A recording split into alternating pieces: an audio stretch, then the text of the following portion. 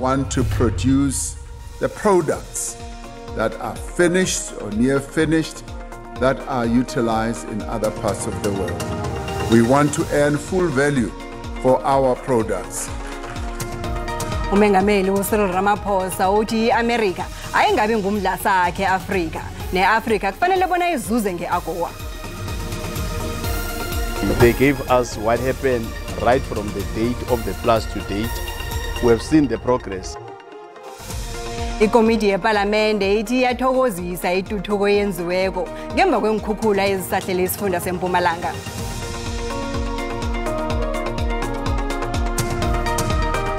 With Mabua, Mbutuma is through on goal!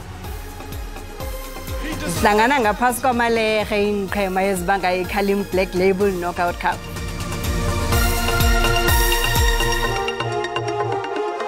Kwaba kuhle ukuhlanganisa zindaba kodwa zesiNdebele ku SABC 1 Bechane Makhaya. Umengameli uCyril Ramaphosa uphakamise bona lulelwe isikhathi ihlelo lokuhwebelana phakathi kweAfrica neAmerica.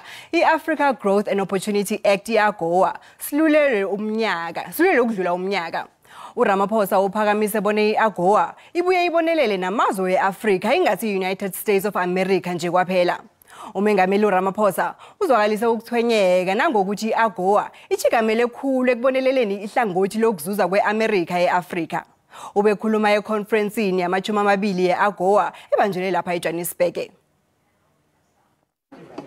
Sekuphele iminyaka engaphezulu kwama-20 ilizwe le-America labetha umthetho African Growth and Opportunity Act owaziwa nge-AGOA. Umthetho lo uhlumisa amazwe afana neSouth Africa ngokuthi ithengisele iAmerica imikhiqizo yayo ngaphandle kokubhadela umthelo ongenisa impahla khona. South Africa in particular has been one of the largest AGOA users. The country was the top exporter in 2022 with $3.6 billion in exports.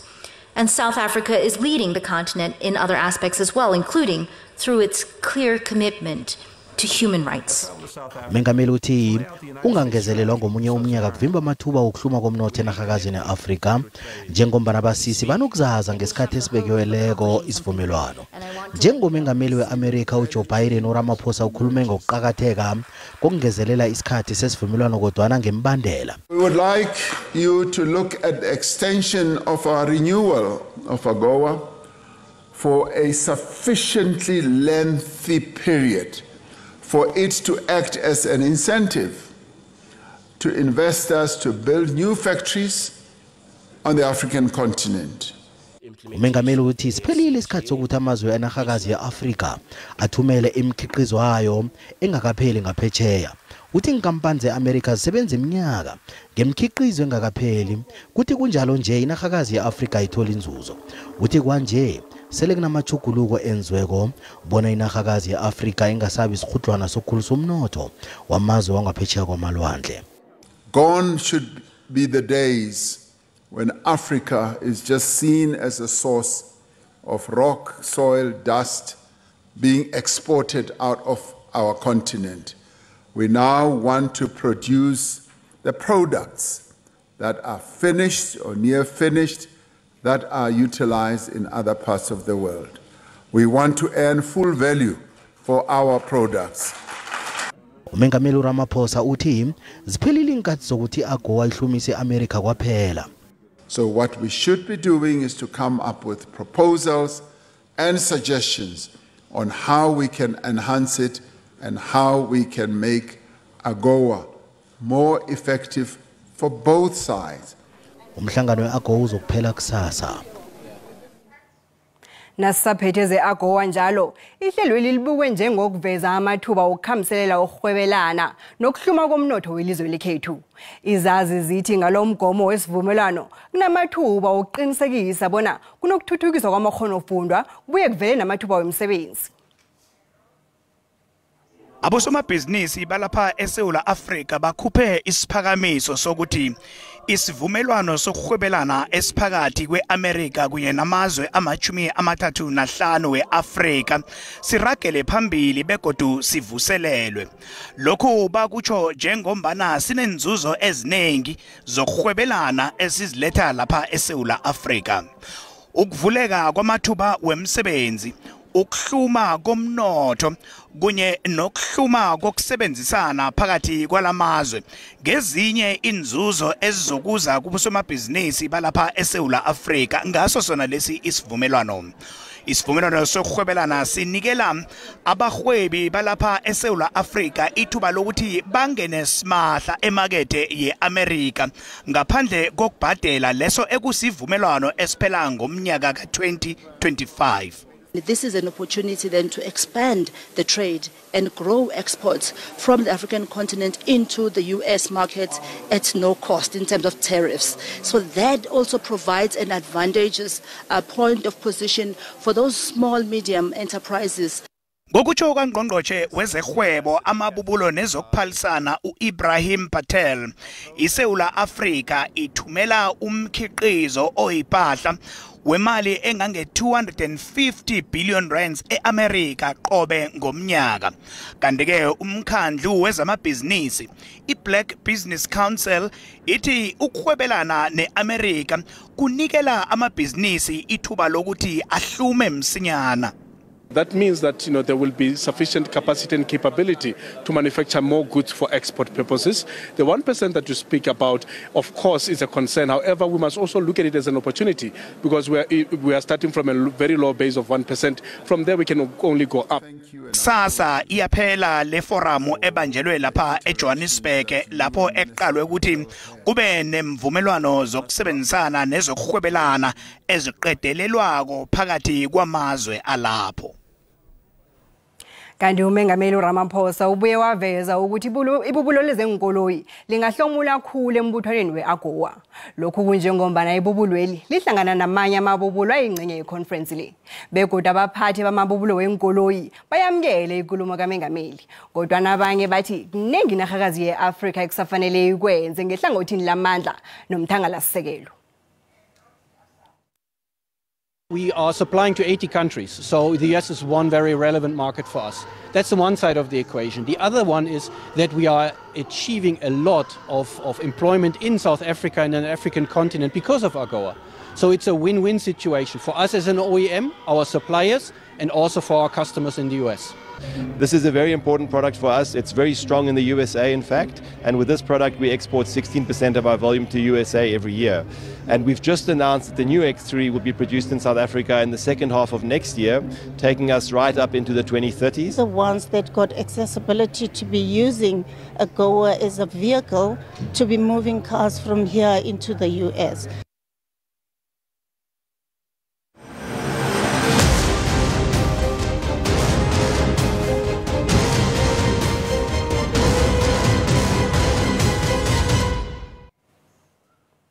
Ikomiti yeParlamente ejeje indaba zehlekelelo nokuvuselelwa komthangalasisekelo ithabile ngomsebenzi owenziweko ukulungisa umthangalasisekelo oniwazi inkhukhula eMpumalanga. Izulu elinamandla lona umthangalasisekelo kubalwa hlangana indlela amabhloho nenkolo kumasipalati abasithandathu besifundisi ngomnyaka opheleleko ngoNobayeni nangomhlolanja wanonyaka. Ngemva kwalokho ilizwe lamenyezelwa njengelivelelwe ihlekelele.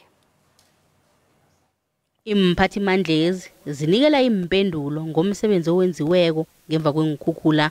Ikomiti yeParlamente ejeje indaba zemali zenkhukhula itithabile bekube nje. Inkhukhula zathi umonakalo omumbi zalimaza nomthangalasisekelo. Uhulumende wesifunda wathi ngokuhlanganisa inhloko nohulumende welizwe bezona ngokuthi abomasipalati abathindekileko bazokusizwa nge2.4 billion rands. Kanti hlangana nabomasipalati abathindekileko kuba lahlangana umasipalata wenkomazi wombombela iBushbuckridge kunye nabanye abomasipalata. Through the discussion with the national minister, we've requested that budget must be sent directly to the affected municipalities. One of the most affected is Nkomazi, Bombela, is Bushbuckridge, and the others are moderate. Now the amount that has been received by the province is only 108 million instead of 2.3 billion that we have requested. Njengombana kwathindeka abomasipalati abasithandathu enkhukhuleni nje umlambo lo ugcwala uphuphume nakuna izulu elikhulu okwenza ukuthi kungakhe kungakhambeka endleleni. Nanyana kunjalo umasipalati uthi usebenzana nayo indaba yakhona. They gave us what happened right from the date of the floods to date. We have seen the progress. We're done with presentation. They've presented to us. We've got a better appreciation and a better sense of what they've done. We've only been allocated 11.8 million from the Disaster Grant National. However, we have already, as a municipality, spent over 33 million rand in ensuring that we are giving services to our people. By your regraveling of the roads, we couldn't wait for the money that were to come in June. Ikomiti le kulindeleke ukuthi ivakatshele ezinye indawo ezoniwa zingumkhukhula ukuyoqala umsebenzi esele wenziwe. Nasibuya Ntolo. Angilali nebusuku angilali vele. Ngoba kunabobaba kunaboma ngapha kunabogogo nabantwana bami ngapha ngihlala kabuhlungu khulu ngemafuku inobukele mdediyana. Ukhuluma kabuhlungu umndeni wakwaBhuda eMiddelburg ngokuthi batsho imayini yemba amathuna wabo isemkhulu leyo wangcwaba la kwaZiyona.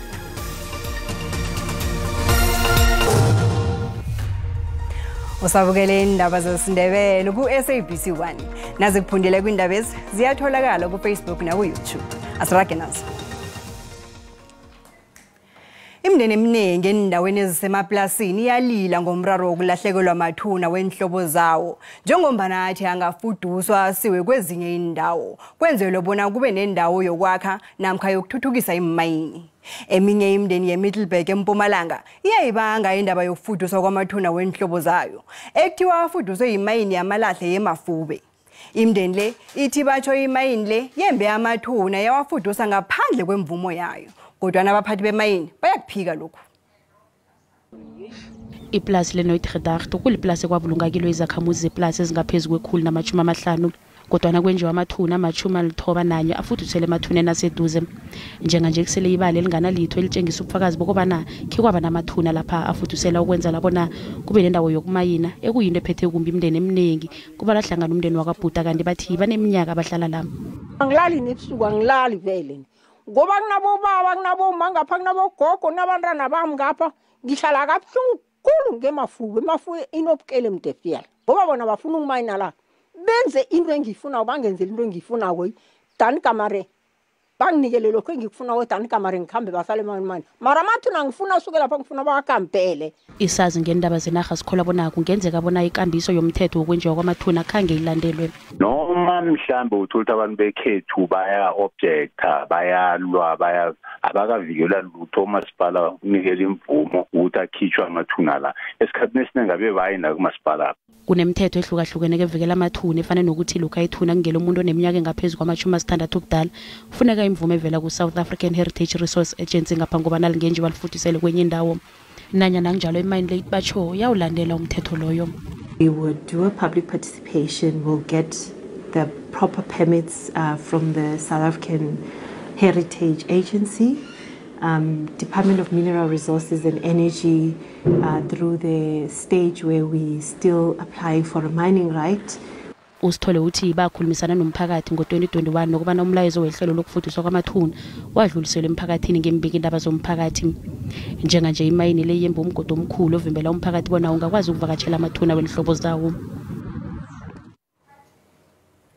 Mbukeli indaba le ngokuzeleko uzayifumana ehlelweni lendaba ehlelweni elindaba ngendaba lakamabona kude isibuya nenyanda ngeveke zawo ngelesibili ntambama. Ihlelo eli liyafumaneka ku DTT na ku SABC Plus.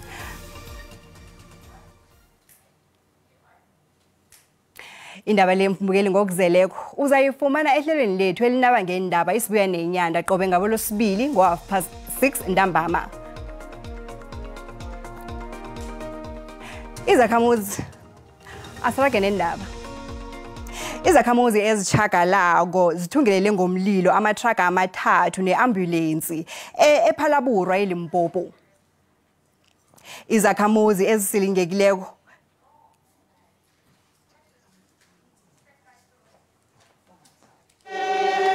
irawura ephekhulu emphakathi ithi umonakalo omkhulu.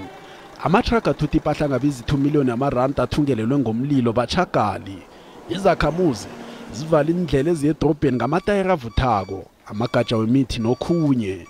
Esinye semfuno zabo ukuthi iPhalaburwa Business Forum ibathathele ehloko isebenzisane nabo ngokunjalo namabhizinisi kahulumende asebenza ePhalaburwa.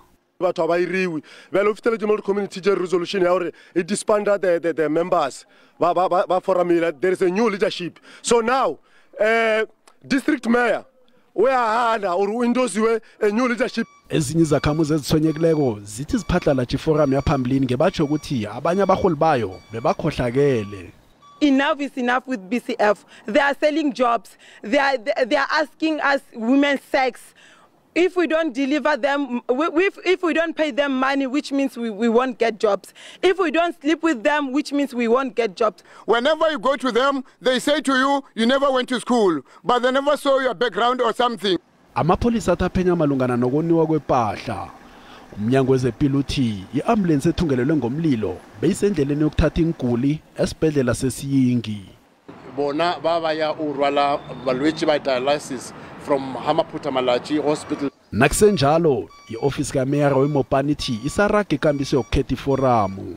There have been processes that had led successfully up until this far in terms of the engagement with all the stakeholders, and he had committed that he's going to be delivering the closeout report next week to the mayor.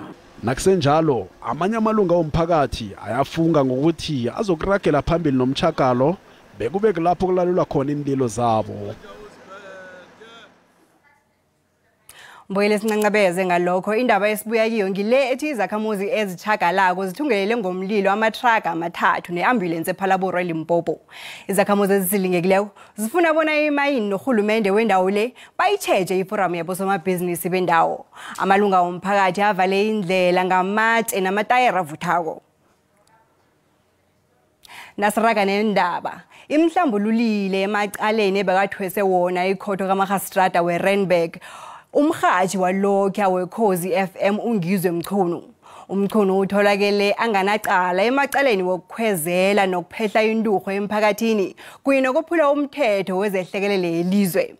Kanti wabotshwa ngemva kwemguruguru kavela bahlinze ka2021. Accused Mr. Brian Gizwe Mchunu is found not guilty. Ngemva kokukhamba ikhotho isikhathi eside usaziwako ungizwe Mchunu selakhululekile nje. Ikhotho ithethe isiqundo sokuthi akunabufakazi obaneleko bokuthi uMchunu wakhwezelela induhu ngamagama akhe. With regards to the crime of incitement to commit public violence, the jurisprudence is that in order for one to commit this offense, the words which the accused or the inciter addresses to persons should not be too vague or equivocal. Umchunu ujamile emagameni ukuthi umsulwa yena watbatsho ihloso yakhe kwangasikho ukukhwezelela induhu. I'm feeling jubilant, I'm over the moon because knowing and studying the rule of law, there is no way that you can have a freedom of speech and a freedom of expression. You can't be arrested for crying that your father is arrested unlawfully. Hlangana nokhunye uMchunu bekaqalene namacala womhlangano wembiki indaba owabanjwa ngovela bahlinze ka2021 nakuza kuvuka imiguruguru kwaZulu Natal. Ulandela ukubotshwa kwakamengameli walokho uJacob Zuma.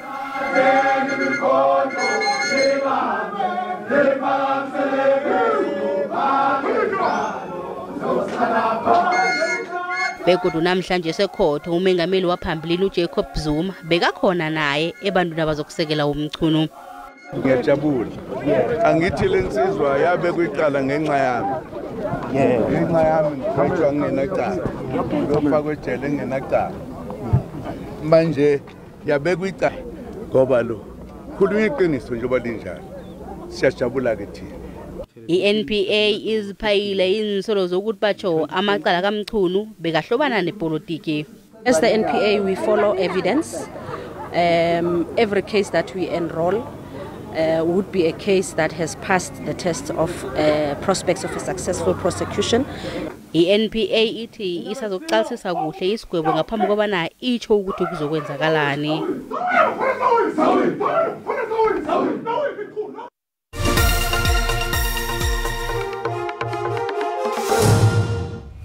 Ngezemali iranda liqinile lilinganiswa nezinye imali ezikulu.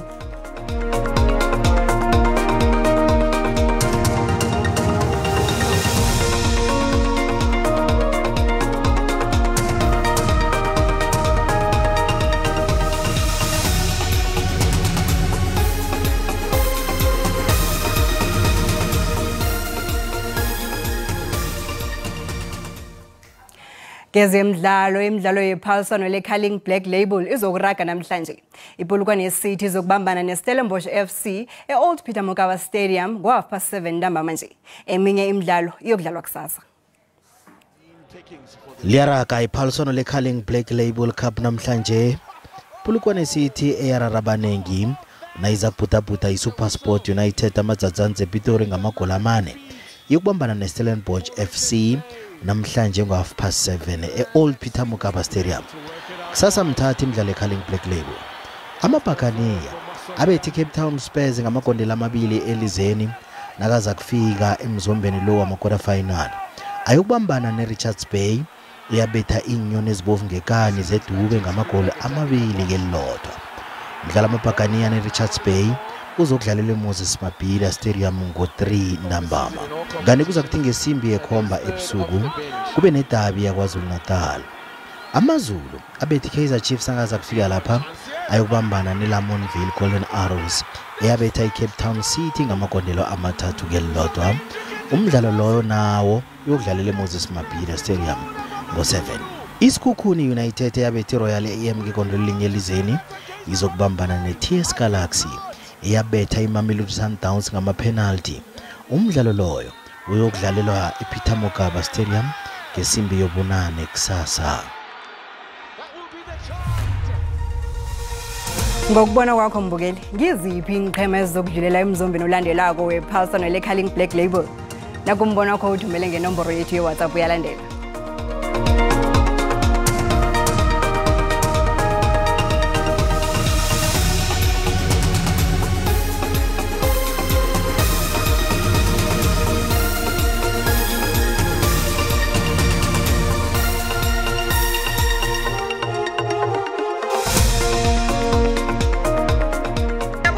kwamadoubt ukuthi izangena ngekingeni yabona iPirate yongenelela ngaphakathi nayo iAmaZulu iyathembisa kanye ke thina ama-Chiefs sicela nisibeke emadolweni nathi siyafuna ukuphumelela ngesinye isikhathi sicela nisibeke namadolweni thina ama-Chiefs siyanibawa abantu bekosi. Mina kahle kahle ngifavor iPirates and njengoba ngifavor iPirates ezimnyama nkana zikamagabisa kumhlobo kwamasipula fazi chichi ungibona nje ngigqoka ikhosi hayi ngiyidlalela up the parks kusasa. Kanje iStellenbosch nePolokwane yeCity ngibona iStellenbosch sidlula siza kuhlangana neOrlando Pirates ku-final i-Carling Black Label.